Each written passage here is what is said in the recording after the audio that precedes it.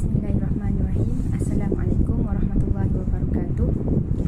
Alhamdulillahirabbil wassalatu wassalamu ala asyrafil anbiya'i wal mursalin wa ala alihi washabbihi ajma'in. Qala rabbi shrah li sadri wa yassir li amri wahlul 'uqdatam min lisani yafqahu qawli, amma ba'd. Baiklah. Ini saya akan membuat pembentangan. Saya dan sahabat perjuangan saya akan membuat pembentangan berkenaan tajuk kami ialah isu semasa berkaitan etika guru dan perundangan dan juga hak asasi manusia. Baiklah, saya sendiri Nurul Hidayah binti Zainal dan rakan seperjuangan saya, presenter yang kedua ialah Nurul Adilah binti Cik So. Baiklah, saya akan mulakan dengan pengenalan yang pertama. Profesi keguruan adalah profesi yang mulia, dihormati dan dikagumi ramai. Okay, macam seperti yang kita tahu, guru ni sentiasa akan diingati oleh murid dia sehingga akhir perkhidmatannya. Profesi guru ni juga mempunyai nilai moralnya tersendiri, di mana guru tu dianggap segala-galanya. Baiklah, pengenalan yang kedua. Guru perlu berkomunikasi dan hidup antara satu sama lain. Jadi yang kita tahu, dalam profesi guru ni, baik dekat institusi masyarakat ataupun dekat institusi, okay, jadi guru perlu untuk wujudkan satu sistem, ya, sebagai panduan bagi guru untuk membuat guru lebih saling menghormati, bersikap sopan, ambil berat tentang kerjaya dan uruskan kehidupan mereka dengan sebaiknya. Jadi seterusnya pengenalan yang ketiga. Untuk mengekalkan imej yang profesional, setiap guru harus mematuhi etika profesional, etika pengajaran, etika tingkah laku dan etika perkhidmatan awam. Okey, jadi kat sini Abdul Rahim 2007 mengatakan tersebut. Namun kerana faktor-faktor yang tertentu menyebabkan guru ni melakukan tingkah laku yang tak beretika dan bertentangan dengan prinsip moral, yang diamalkan sebagai penjawat awam. Baiklah, slide seterusnya saya masuk kepada isu semasa etika guru dan hak asasi manusia.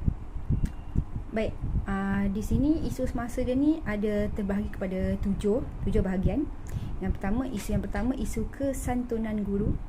Yang kedua, pengurusan masa. Yang ketiga, pengurusan kewangan. Yang keempat, kerjaya sambilan. Yang kelima, berniaga di sekolah. Keenam, penampilan guru. Dan yang terakhir, ketujuh, kepedulian guru.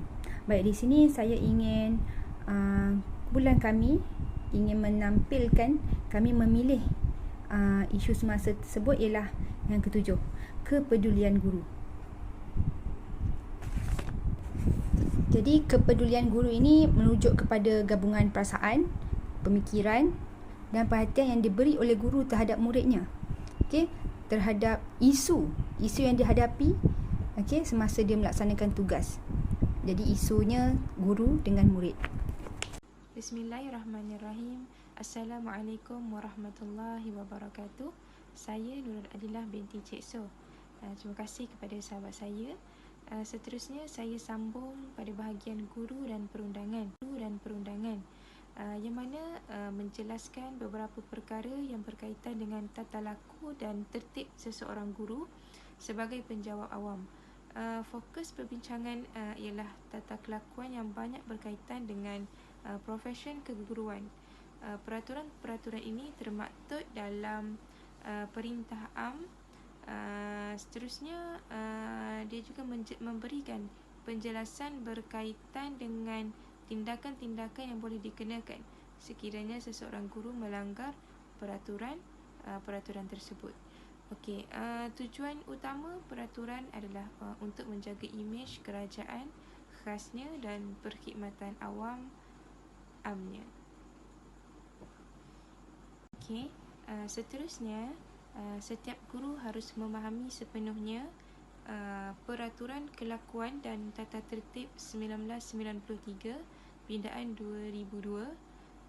Seterusnya Akta Pendidikan 1996, peraturan-peraturan pegawai awam, kelakuan dan tata tertib 1993 pindaan 2002, Yang terakhir, peraturan-peraturan pegawai awam, kelakuan dan tata tertib pindaan 2002 berkuat kuasa pada 20 Jun 2002. Yang mana sebagai penjawat awam, khususnya guru lah, mesti mematuhi peraturan kelakuan dan tata tertib 1993 pindaan 2002.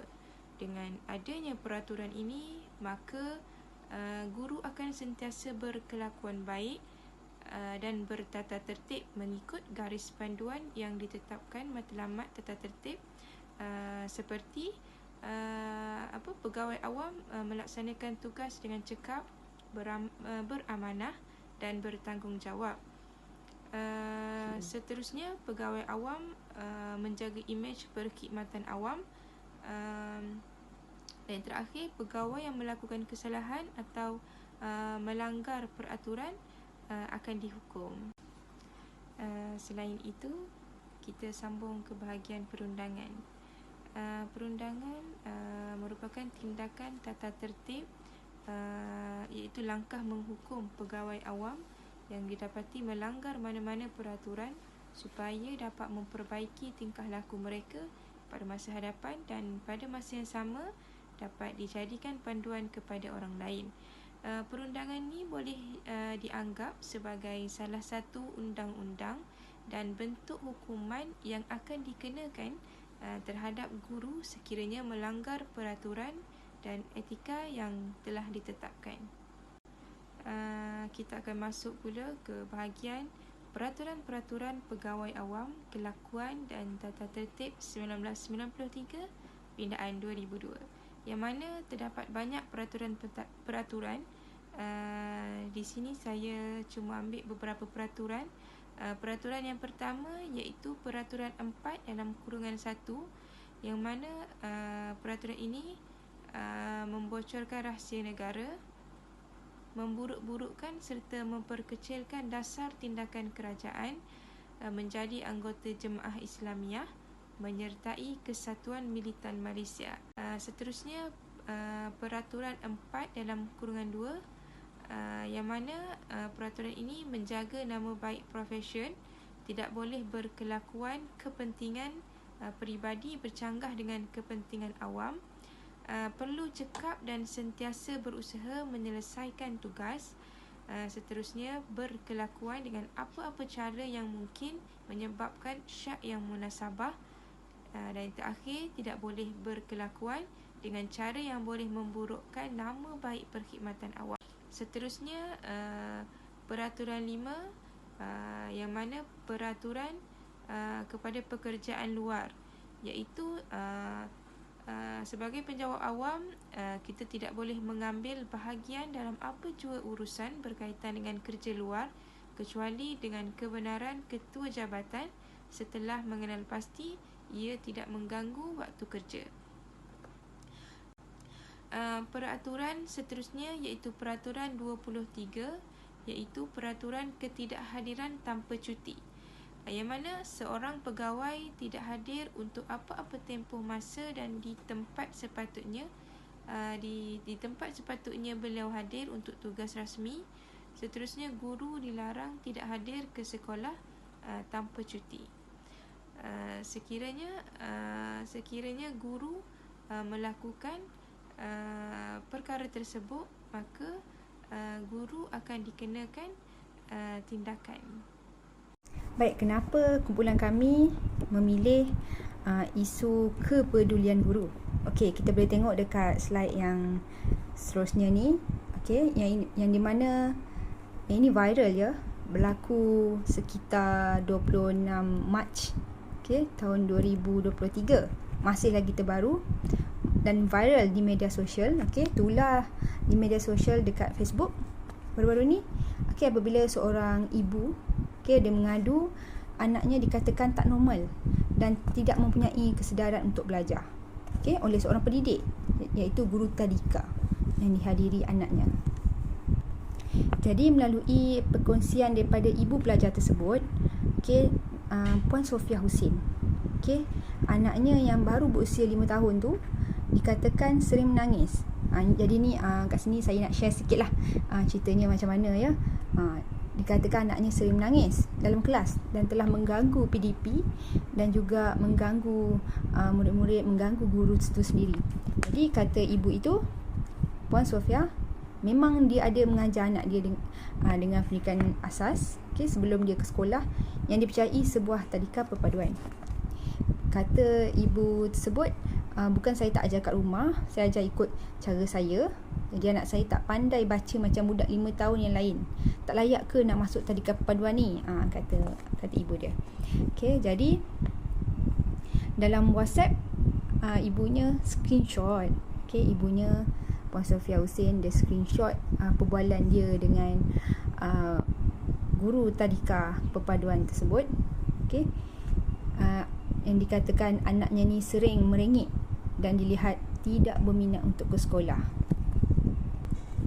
Jadi warganet pun, netizen, semuanya terus meluahkan rasa tak puas hati ya dengan cara cikgu ni mengajar anak-anak murid dalam kelas. Ada juga yang berpendapat normal kalau untuk kanak-kanak usia 4 hingga 5 tahun ni dia menangis ketika di awal sesi sekolah kerana mereka masih belum terbiasa lagi dengan suasana baru kat sekolah. Jadi begitulah serba sedikit kisahnya. Jadi bagaimana benda ni tersebar, jadi viral di media sosial, maka menteri di KPN, Menteri Kementerian Perpaduan Negara KPN, dia memandang serius aduan ibu ini kepada murid tadika perpaduan di Selangor yang mendakwa seorang guru memintanya agar tidak menghantar anak dia ke tadika berkenaan kerana kerap sangat menangis. Jadi menteri ini, Datuk Halimah Muhammad Sadiq, berkata siasatan sedang dilakukan terhadap guru yang berusia lingkungan 50-an tahun tersebut. Jadi kata beliau, guru berkenaan dah telah ditempatkan sementara dekat Pejabat Perpaduan Daerah Hulu Langat sehingga siasatan kes itu selesai. Jadi siasatan awal mendapati guru tadika tersebut memiliki diploma pendidikan awal kanak-kanak dan juga berpengalaman mendidik murid tu selama 29 tahun. Jadi perkongsian si ibu kepada anak dia tadi ni, perkongsian tu dia share dekat Facebook tadi mendapat 14,000 yang share dan juga 7,000 lebih yang komen. Jadi menteri ini Datuk Halimah menasihatkan sebarang masalah yang berlaku perlu dibincangkan secara baik dan bukannya bertindak sedemikian rupa. Dan dalam perkembangan yang sama, beliau maklumkan juga pihaknya juga akan bertemu dengan ibu bapa kepada murid tadika tersebut. Perbincangan seterusnya berkaitan dengan punca berlakunya isu kepedulian guru, yang mana pendidikan mementingkan aspek kualiti dan kecemerlangan seseorang individu. Kewujudan pendidikan yang berkualiti akan mengangkat martabat individu seseorang dalam mencapai usaha untuk memenuhi pendidikan berkualiti. Kualiti seseorang guru itu haruslah dititik beratkan. Seterusnya, perkembangan dalam dunia memberi cabaran yang hebat kepada guru dalam membentuk peribadi diri dan murid agar menjadi seorang insan yang berguna. Sama ada sedar atau tidak sedar, seseorang guru itu memikul satu tanggungjawab yang besar dalam melahirkan seorang insan yang dapat membantu negara menjadi lebih baik. Antara punca berlakunya isu kepedulian guru ini adalah yang pertama, profesyen guru bukan profesyen pilihan, yang mana bidang keguruan ini sering dianggap sebagai satu kerjaya pilihan terakhir bagi setengah orang. Ada di antara graduan yang ditanya mengenai pemilihan kerjaya mereka, ramai yang memberikan jawapan yang hampir senada atau hampir sama, iaitu bidang keguruan ini pilihan yang terakhir mereka. Ramai yang menganggap tanpa latihan mereka dapat mengambil jawatan ini. Seterusnya, Profesyen keguruan ni sejak dulu, kini dan selamanya adalah sama, iaitu untuk mengajar, mendidik dan merubah manusia yang bernama pelajar dan dari keadaan yang tidak mengenal huruf, tidak tahu mengira dan tidak boleh membaca serta menjadi manusia yang berjaya. Seterusnya, kurang pemantauan daripada pihak pentadbir, yang mana punca seterusnya ini adalah daripada pihak pentadbir sendiri, iaitu lemah dalam pengurusan. Pemantauan yang dilakukan telah mendorong kepada berlakunya permasalahan ini. Apabila tiada pemantauan dan penguatkuasaan juga lemah, maka guru-guru menjadi agresif kepada murid kerana mereka tidak perlu risau akan akibat daripada tindakan mereka. Pemantauan yang lemah ini menyebabkan guru dengan sewenang-wenangnya bertindak mengikut perasaan tanpa mempedulikan perasaan murid. Kesan ini boleh dilihat dari permasalahan adalah merosotnya prestasi kerja guru dan pencapaian pelajar di sekolah. Punca isu kepedulian guru yang seterusnya ialah kurang menghayati dan memahami kandungan yang tertera dalam Kod Etika Profesyen Perguruan, yang mana kod etika yang disediakan dapat dijadikan satu garis panduan kepada semua guru di negara kita tentang bagaimana tingkah laku yang sesuai dilakukan apabila individu tersebut telah menceburi profesyen keguruan, yang mana setiap guru perlu menghayati dan memahami kandungan yang tertera dalam kod etika. Setiap guru perlu mengikut peraturan-peraturan yang telah ditetapkan. Baiklah, seterusnya yang ni slide yang ni saya silap tulis ya, maaf. Bukan cadangan. Ini cadangan saya bagi mengatasi masalah guru yang bermasalah. Okey, minta maaf. Okey, yang pertama cadangan saya ialah peranan pihak pentadbir untuk menganjurkan program berkaitan pengurusan tekanan. Jadi sama ada berbentuk bengkel, kursus ataupun seminar ya. Kerana program untuk menguruskan tekanan ni mampu membantu individu guru untuk dia boleh menguruskan diri dia, okey, kerana daripada punca-punca tekanan yang dia dah hadapi tadi ni. Okey, jadi selain diberikan input-input yang sebentuk macam mana itulah kan, tentang cara untuk nak menterjemahkan perasaan dengan cara yang betul tanpa dah mengganggu prestasi kerja guru. Cadangan saya yang kedua ialah guru perlu menghadiri kursus yang dikendalikan oleh kerajaan bagi menyedarkan mereka tentang tanggungjawab sebagai pendidik. Okey, jadi nilai murni seperti kemanusiaan, kasih sayang, okey, nilai moral, etika perlu ada dalam diri guru, perlu diterapkan seperti tanggungjawab dan sebagainya, perlu diterapkan dalam diri setiap guru. Jadi dengan kata lain, semua guru perlu tunjukkan moral yang baik dan libatkan diri secara produktif dalam setiap proses perubahan yang mempunyai tujuan moral yang dikaitkan dengan tugas dan tanggungjawab mereka. Dan yang terakhir, cadangan saya yang ketiga dan yang terakhir ialah pemilihan calon guru yang benar-benar layak dan cinta akan profesyen keguruan. Okey, jadi menurut Wan Zahid 1998, kajian yang dijalankan terhadap beberapa orang guru mengenai kejadian burnout jelas menunjukkan bahawa guru yang sering kali menghadapi masalah ni ialah guru yang kurang berminat nak jadi guru. Okey, sejak dari awal lagi. Jadi calon-calon guru yang dipilih perlulah bukan daripada kalangan graduan. Okey, graduan yang menjadikan profesyen guru ni sebagai semata-mata hanya pada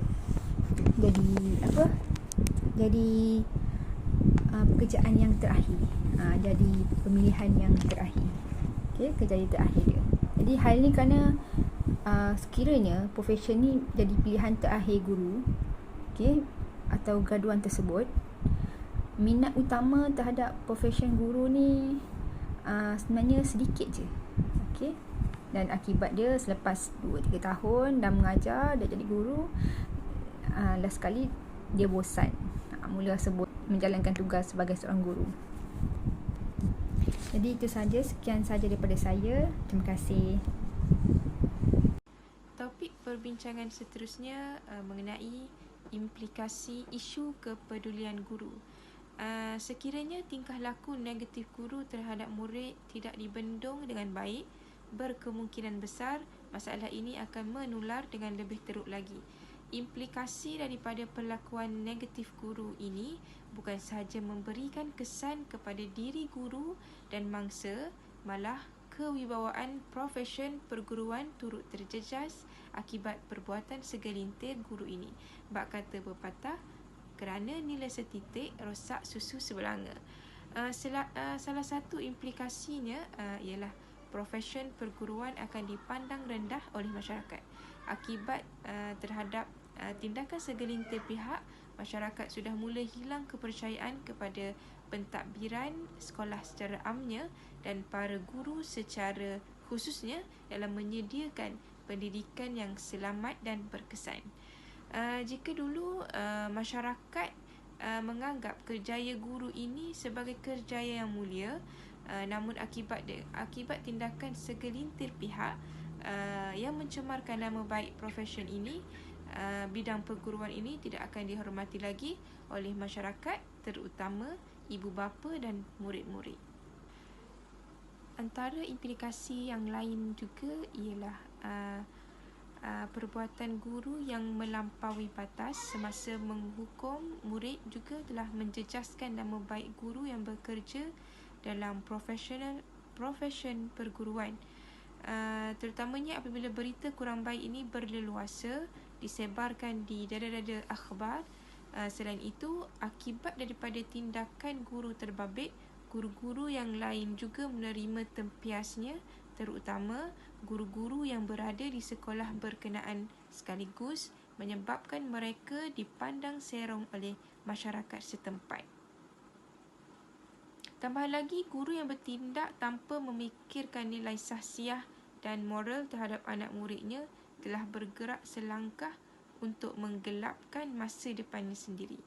Hal ini kerana guru tersebut boleh dikenakan tindakan tata tertib jika disabitkan kesalahan. Hal ini guru tersebut boleh dikenakan di luar kewarasannya itu juga turut memberikan kesan terhadap murid yang dicederakan, termasuklah murid tersebut trauma dan hilang motivasi untuk ke sekolah. Kepercayaan yang diberikan oleh ibu bapa murid terbabit terhadap guru sebagai penyampai ilmu turut dimusnahkan dengan perlakuan tersebut. Murid-murid yang lain di dalam kelas juga akan berasa takut untuk mengikuti kelas yang dilaksanakan oleh guru tersebut. Seterusnya, hubungan guru dan murid menjadi renggang. Yang mana implikasi lain yang dihadapi oleh guru juga iaitu hubungan guru dan murid menjadi renggang, di mana semua murid akan menjadi takut untuk menuntut ilmu dengan guru tersebut. Dalam situasi ini, murid berasa tidak selamat untuk meneruskan sesi pembelajaran. Selain itu hubungan guru dan rakan sejawat juga akan terjejas kerana guru lain tidak akan percaya kepada guru tersebut. Guru tersebut juga akan mengalami tekanan atau masalah jiwa terhadap perbuatan yang dilakukannya. Apa yang kita boleh simpul di dalam topik ini ialah profesion keguruan merupakan satu profesion yang memainkan peranan yang sangat penting dalam menjulang martabat pendidikan di negara kita.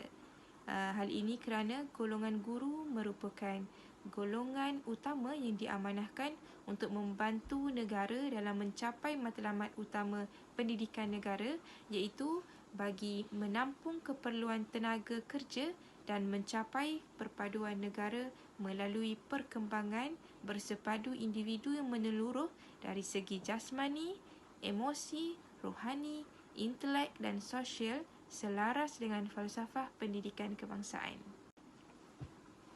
Okey, secara kesimpulannya juga Kerjaya seorang guru ini adalah satu kerjaya yang cukup mencabar.